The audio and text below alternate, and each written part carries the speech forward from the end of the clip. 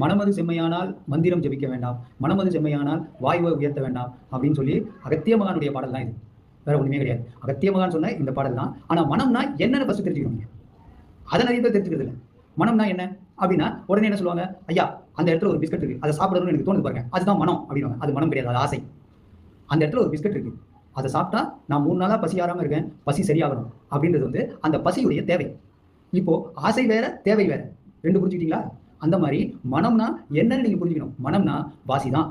சந்திரநாடி சூரிய நாடி, இந்த சைடு சந்திரநாடி, இந்த சைடு சூரிய நாடி. அப்போ சந்திரநாடி சூரிய நாடி தான் சந்திரநாடி சூரிய நாடி தான் வந்து ஒரு மனிதனின் மனம்.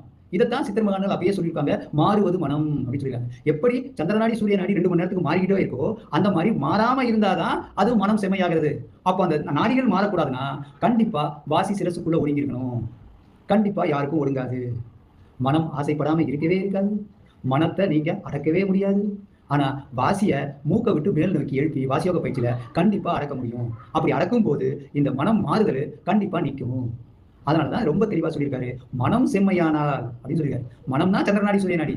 அப்ப நாடிகள் செம்மையானால் கண்டிப்பா நீங்க மேல்நிலை அடையலாம் அப்படின்னு சொல்லியிருக்காரு.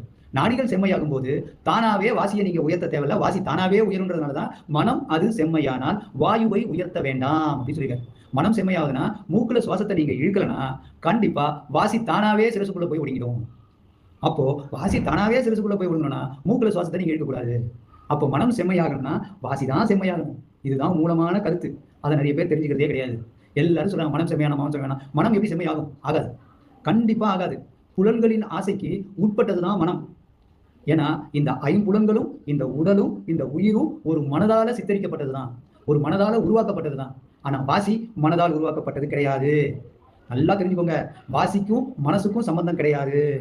அதனாலதான் அவர் ரொம்ப தெளிவா சொல்லியிருக்காரு, மனமது செம்மையானால்னு. மனமது செம்மையானால்னா வாசி செம்மையானால் அப்படின்னு தான் அர்த்தம்.